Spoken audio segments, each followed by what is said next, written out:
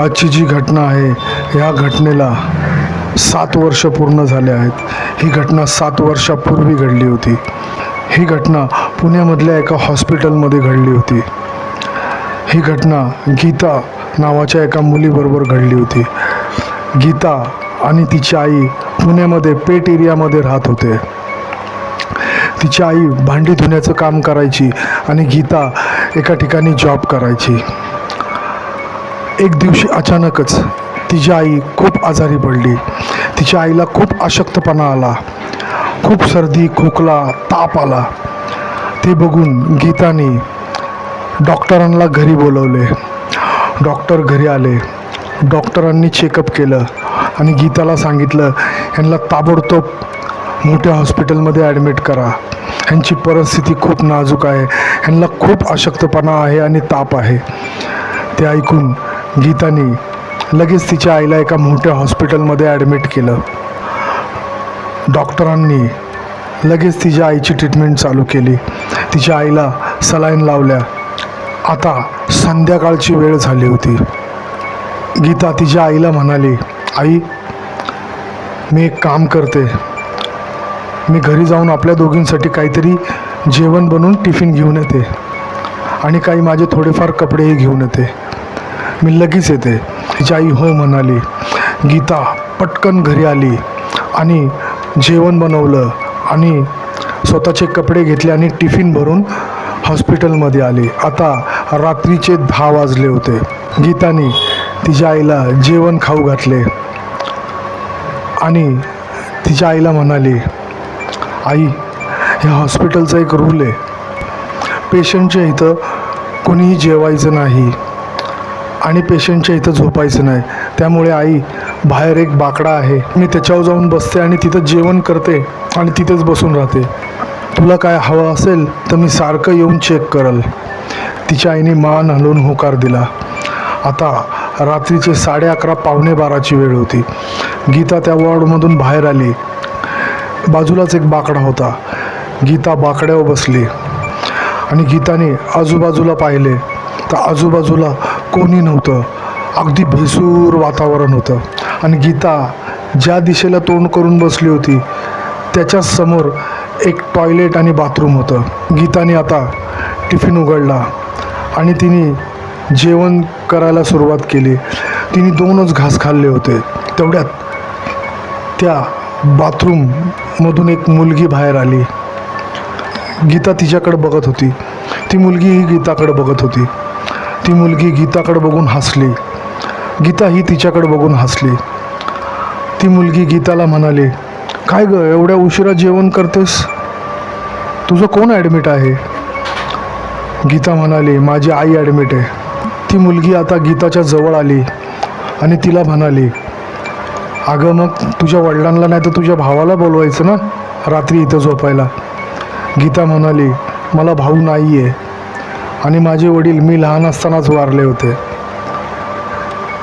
आता गीता त्या मुलीला म्हणाली, ये ना तू पण थोडंफार खा ना। ती मुलगी म्हणाली, नको नको माझं जेवण झालं आहे। आता ती मुलगी गीताच्या बाजूलाच येऊन बसली होती। गीता तिला म्हणाली, अगं तुझं कोण ॲडमिट आहे? ती मुलगी म्हणाली, माझं कोणी नाही, मीच ॲडमिट आहे। गीता बोलली, अगं तुझ्याकडे बघून तर असं वाटत नाही तुला काय झालं आहे, तू तर एकदम ठणठणीत दिसते, मग तू का ॲडमिट आहे? ती मुलगी म्हणाली, अगं तोच तो प्रॉब्लेम आहे ना, मी एवढी ठणठणीत आहे, बरी आहे, तरी मला डॉक्टर अजून बोलतात की 15 दिवस राहावं लागेल आणि माझे आई वडील पण ऐकत नाही। गीता म्हणाली, हो का? ती मुलगी गीताला म्हणाली, जाऊ दे बरं झालं, नाहीतर मी इथं खूप बोर झाले होते।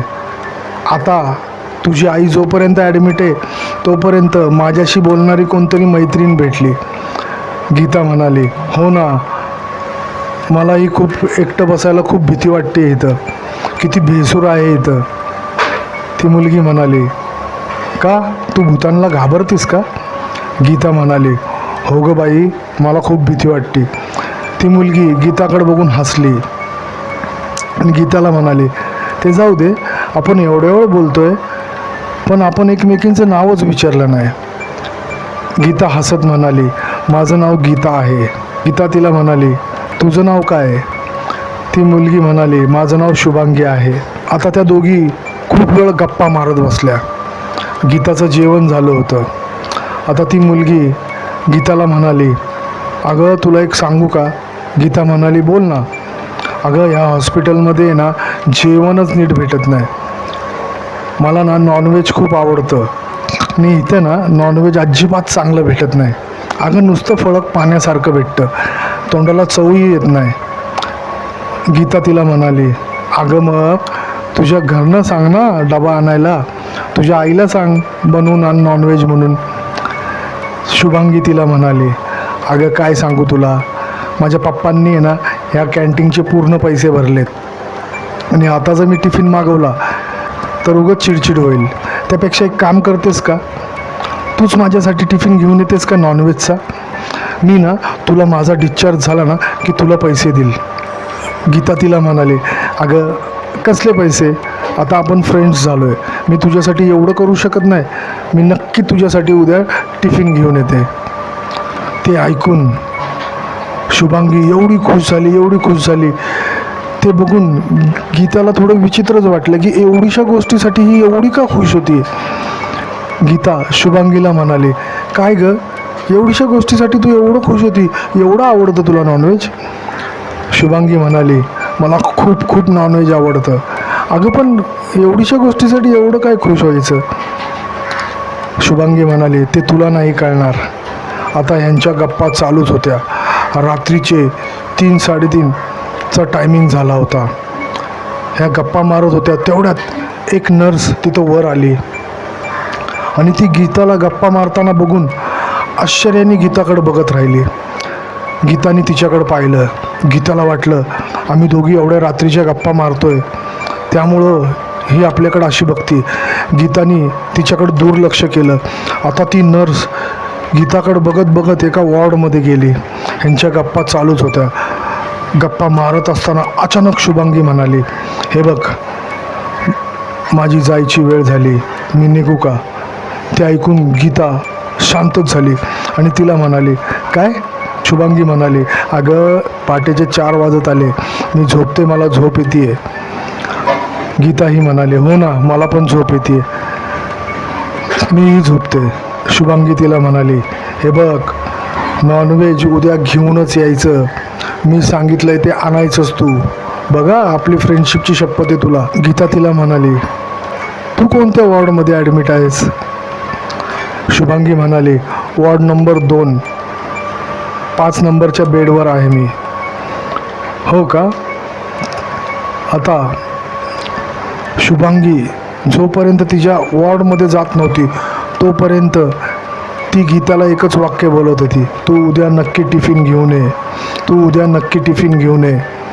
आता शुभांगी तिच्या वॉर्डमध्ये गेली. गीताही तिथं झोपली. आता सकाळची वेळ झाली. गीता आपल्या आईकडं आली आणि आईला म्हणाली, आई मी घरी जाते आणि पटकन टिफिन बनवून आणते. तिच्या आईने होकार दिला. आता गीता हॉस्पिटलमधून बाहेर निघाली.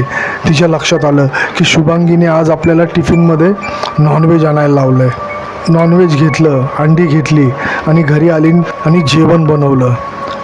आता तिच्या आईलाही ती नॉनव्हेजच घेऊन आली होती टिफिनला. गीता हॉस्पिटलमध्ये आली आणि तिच्या आईला जेवण खाऊ घातलं आणि आईला म्हणाली, आई तुला खूप अशक्तपणा आला आहे ना, त्यामुळं मी आज तुझ्यासाठी नॉनव्हेज घेऊन आले.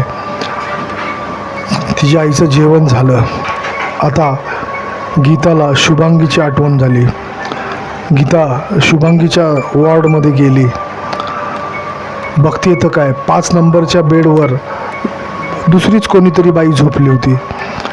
गीताला वाटलं शुभांगी इथंच कुठेतरी असेल म्हणून तिने तिथं आजूबाजूला तिचा शोध घेतला, पण शुभांगी कुठंच नव्हती. गीताला वाटलं बहुतेक तिला चेकअपला वगैरे नेलं असावं, त्यामुळं ती इथे नाही आहे. आपण थोडा वेळ वाट बघू, आईकडे बसूया आणि थोड्या वेळाने परत येऊया. आता गीता पुन्हा तिच्या आईपाशी गेली. तिच्या आईला टॅबलेट्स वगैरे खाऊ घातल्या आणि पुन्हा वॉर्ड क्रमांक 2मध्ये आली आणि बघते तर काय तिथंही 5 नंबरच्या बेडवर शुभांगी नव्हती. आता गीताला प्रश्नच पडला, ही तर काल बोलली माझ्यासाठी टिफिन घेऊन ये, हिला डिस्चार्ज तर मिळाला नसेल. त्यामुळं ती आजूबाजूला तिला शोधू लागली, पण ती कुठंच भेटली नाही. म्हणून गीता पुन्हा आपल्या आईकडे आली आणि आईपाशी येऊन बसली आणि गप्पा मारू लागली. आता संध्याकाळची वेळ झाली होती. गीता आईला म्हणाली, आई मी घरी जाते, रात्रीचा टिफिन घेऊन येते आणि माझे कपडेही घेऊन येते. तिच्या आईने होकार दिला. गीता पुन्हा घरी आली आणि जे शुभांगीसाठी टिफिन नेणार होती तो टिफिन भरला आणि पुन्हा हॉस्पिटलमध्ये आले. आता रात्रीचे 10:15ची वेळ होती. गीताने तिच्या आईला जेवण खाऊ घातले आणि तिच्या आईला म्हणाली की आई मी बाहेर जाऊन जेवण करते, त्या बाकड्यावर बसून राहते, तुला काय हवं असेल तर मला आवाज दे, नाही तर मी येईल स्वतः चेक करायला. शुभांगीचा आणि तिचा टिफिन घेऊन बाहेर आली. आता रात्रीचे 11:30 ते 11:45 झाले होते. गीता मनात म्हणाली, शुभांगी काय अजून आलीच नाही आहे, आपण तिच्यासाठी टिफिन आणला, कुठे गेली आहे ती, तिला डिस्चार्ज तर भेटला नसेल. तिने मनात विचार केला, आपण तिची वाट अजून थोड्या वेळ बघूया, तिच्याबरोबरच आपल्याला जेवायचं आहे. गीता तिथं वाट बघत बसली. आता 15 ते 20 मिनटं झाले होते. आता 12, 12:15चा टायमिंग झाला होता. गीताला आता कळून चुकले होते की बहुतेक शुभांगीला डिस्चार्ज मिळाला आहे. त्यामुळं गीताने आपला टिफिन उघडला आणि एकच घास तोंडात घालत होती. तेवढ्यात शुभांगी त्याच बाथरूममधनं बाहेर आली आणि गीताकडं रागाने बघू लागली. गीताने तिला पाहिलं आणि गीता तिला म्हणाली, अगं तुला कळतं आहे का, मी किती वेळ तुझी वाट बघते, बघ तुझी वाट बघून मी आता जेवणच करणार होते. शुभांगी तिच्याकडं रागात बघत बघत तिच्या जवळ आली. गीता तिला बघून म्हणाली, असं काय बघतेस, अगं तू सांगितलं होतं टिफिन घेऊन ये, मी घेऊन आले. आता शुभांगी एकदम आनंदित झाली आणि गीताला म्हणाली, कुठे टिफिन,